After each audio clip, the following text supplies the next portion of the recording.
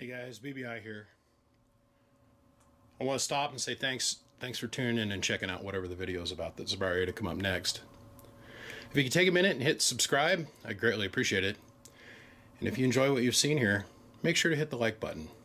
We'd greatly appreciate your support. Anyhow guys, all that aside, let's get on with the show.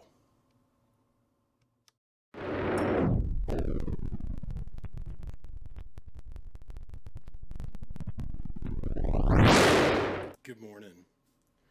So this amp has come up on the workbench no less than 3 times. Now what I totally and truly respect about this guy that owns this amp, besides he's a super big fan and he texts me like ridiculous amount of times and we talk a lot, and I love that. I think that's great.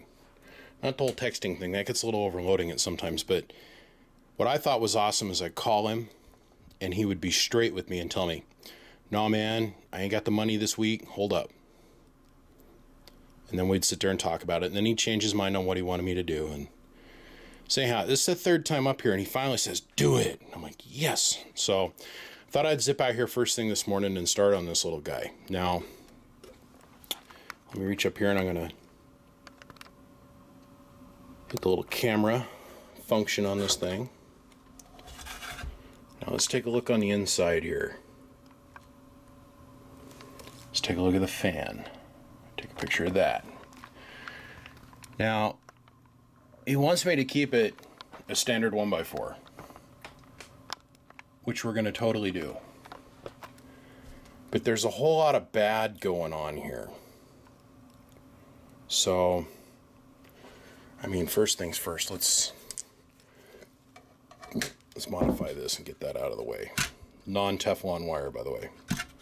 Get that out of the way. The first and the most important thing to me in the whole universe are these power leads. Now he says to me, I snipped those off right out of my truck.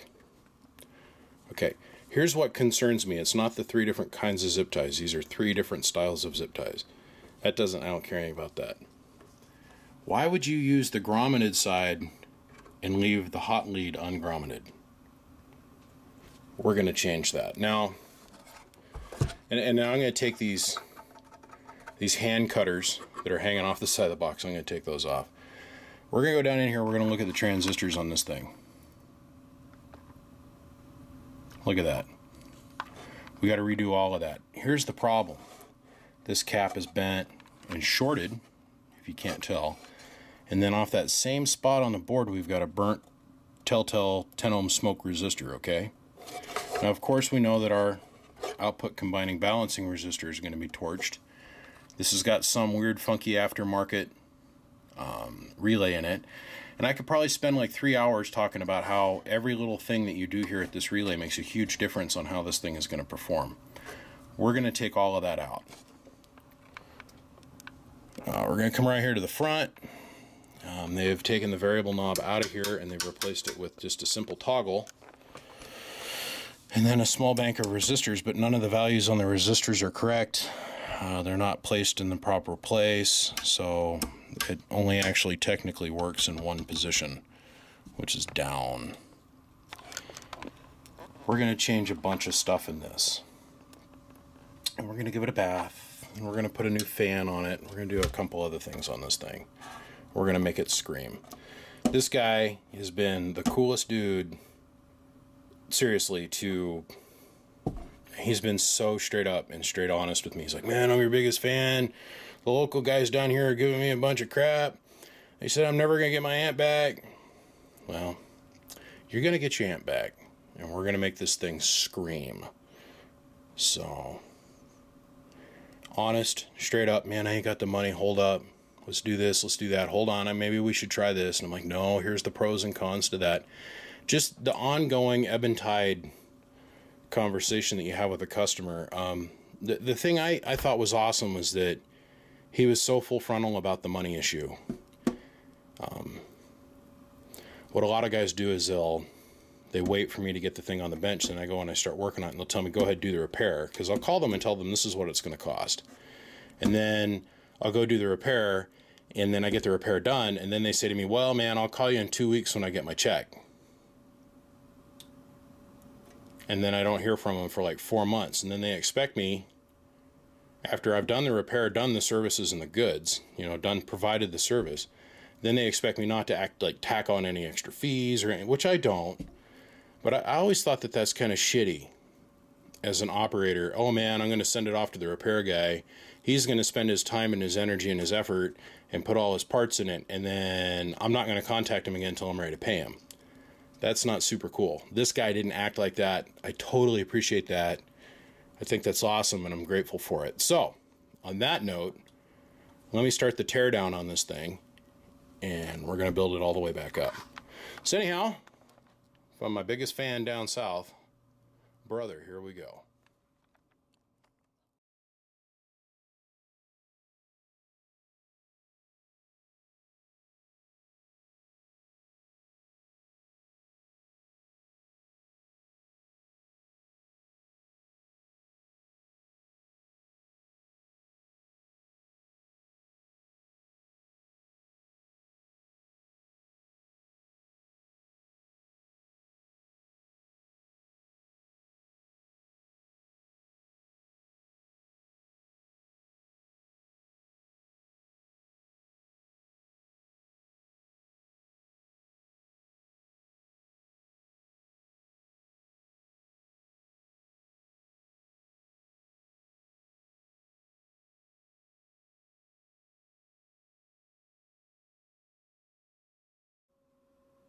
There we go. Now we're recording.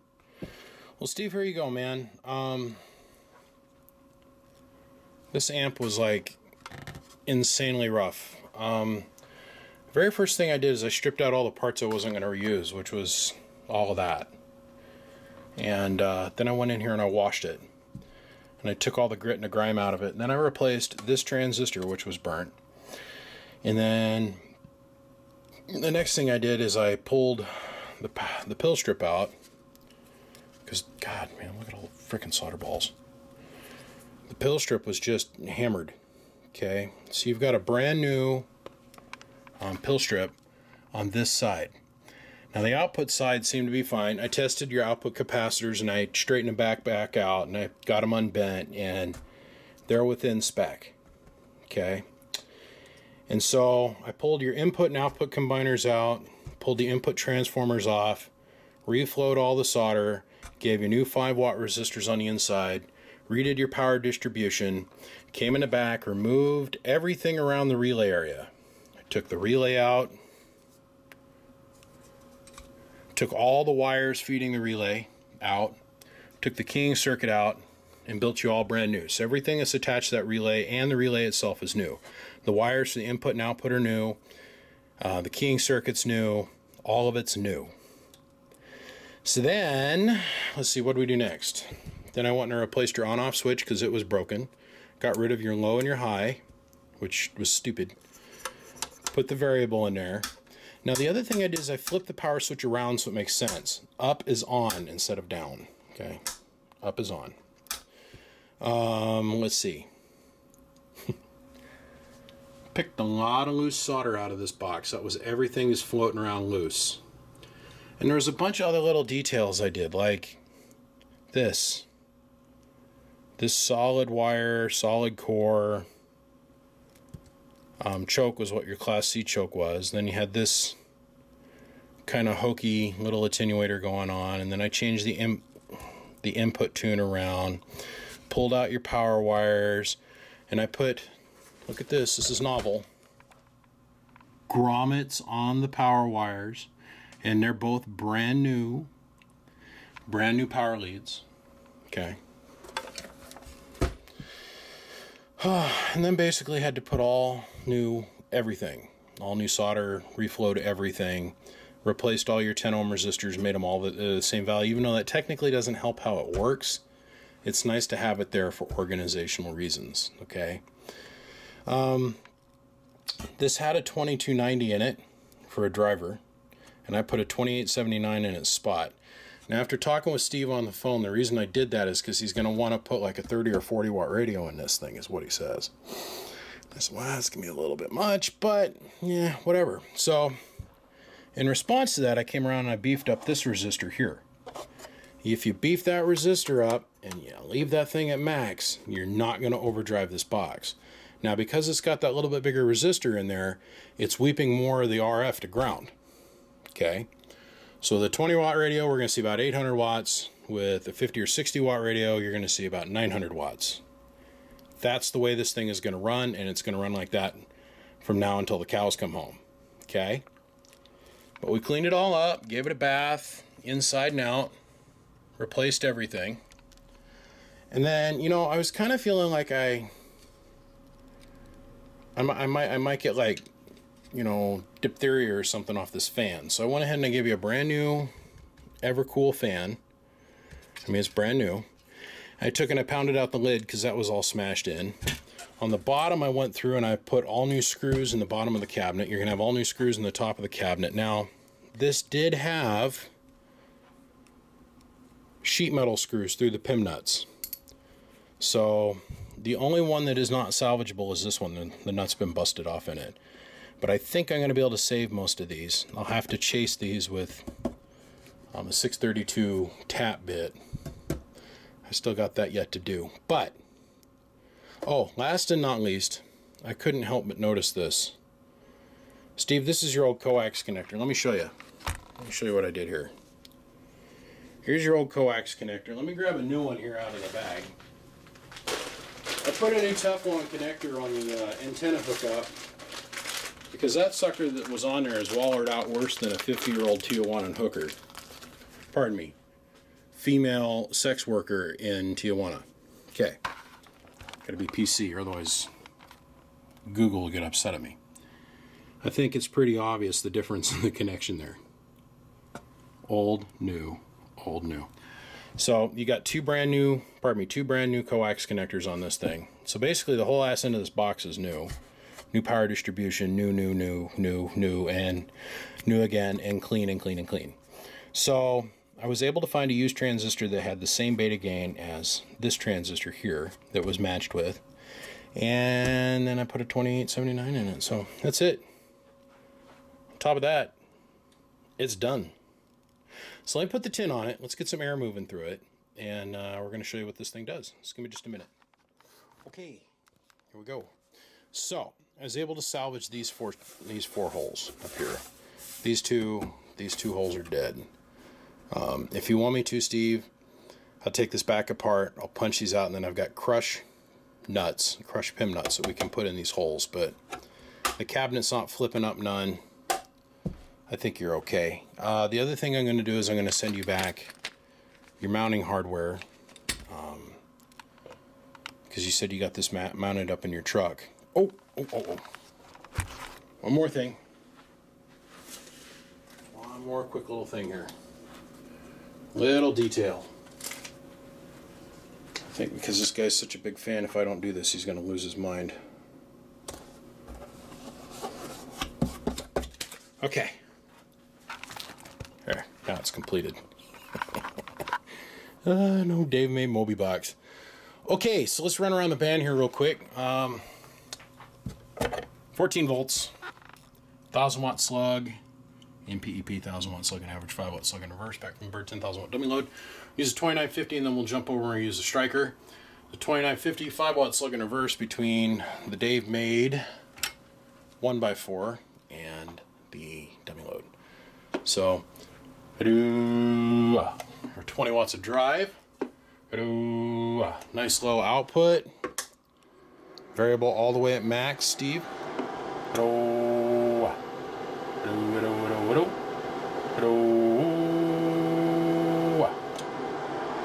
300 watt bird, input tune. Nice and low, conservative, just getting the job done. So check this out.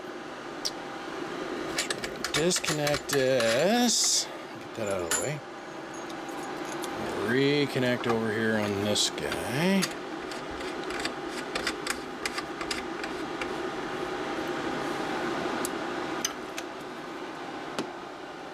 Oh. and some change, and that's hitting it with your striker. So our input tune's the same. The point is, Steve, that this thing's going to run like a raped animal for you. Now let's show you the amperage consumption before I cut away here and call it good.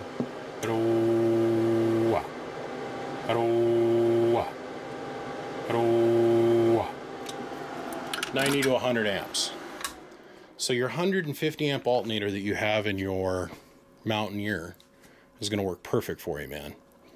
This thing is going to run just as smooth as a Swiss watch. It's about 75% new on the inside. There's a couple more things we could have done, but it wouldn't have helped that much. At the end of the day, it's had a very rough life. I've came along, I breathed a little bit more love into it, and it's going to continue on for a little bit longer. So at the end of the day, it is what it is. It came in here burnt to the ground and full of garbage, and it's leaving out of here 800 to 950 watt amplifier. I'm considering it done. Guys, my name is BBI, and without a shadow of doubt, I am the biggest mud duck in Idaho. Now look, if you've got one of these style of projects, and you want me to put my hands upon it, all you got to do is call this number right there. Okay? That's all you got to do. Call this number right there and talk to me about it. I'm about 2.5, 3 months behind on repairs at the moment. Still not taking any new orders, you guys. Sorry. And if this is your first time watching my channel and you've liked what you've seen, make sure to hit subscribe. Help a poor fat kid in Idaho out. On that note, I'm out of here. Guys, I appreciate every single one of you. And Steve, it's out the door to you today. All right, I got to go. I'll see ya. Bump, bump.